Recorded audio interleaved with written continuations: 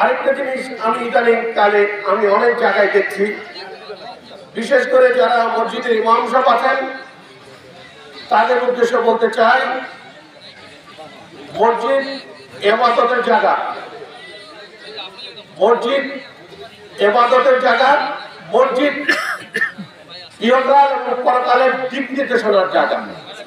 সেখানে দুনিয়ার কথাবার্তা বলে কোনো মিছিল মিটিং যেন না হয়, কোনো মিছিল কোনো মিটিং এর ব্যবস্থা যেন মসজিদের মধ্যে কোনো দল কেন্দ্রিক যেন না হয়। এটা আমাদের দলীয় নেতাকর্মীদের উদ্দেশ্য বলছি। রাজনৈতিক কোনো আলোচনা যেন মসজিদে না হয় সেদিকে খেয়াল রাখতে হবে।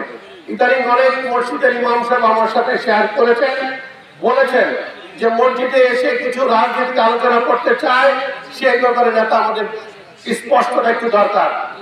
এই কারণেই আজকে আমার আসাটা আমার দরকার ছিল, যেহেতু কালকে আমাদের সেন্ট্রাল কমিটির ইফতার পার্টি আগামীকালকে, এবং আমি আমার নেতার সাথে যোগাযোগ করে জিজ্ঞেস করেছি এটার একটা স্পষ্ট বক্তব্য আমার এলাকায়, এবং আমি যাচ্ছি, আমি সেখানে বক্তব্য দিব।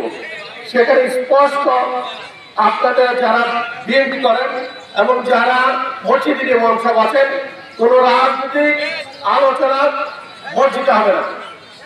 যদি কেউ মসজিদে এই রাজনৈতিক আলোচনা করতে চায়, ইমাম সাহেবের মাধ্যমে বন্ধ করে দেবেন, এতে কেউ পিছ পাবেন না। যদি মসজিদ ইমাম সাহেব সহ কেউ যদি বিরোধিতা করে আমার সাথে যোগাযোগ করবেন এবং আমি তাদের বিরুদ্ধে আইনানুগ ব্যবস্থা গ্রহণ করব।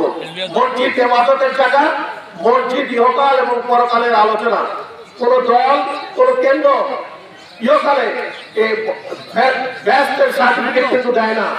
এটা মাথায় রাখতে হবে, যার যার কর্মের ফল শেষে ব্যস্ত যাবে। কোন দল এই পৃথিবীতে ব্যস্তের সার্টিফিকেট দেয় না। অতএব যে যার বক্তব্য দেবেন, শক্ত বক্তব্য দেওয়ার আশা করব। সবাইকে এই রমজান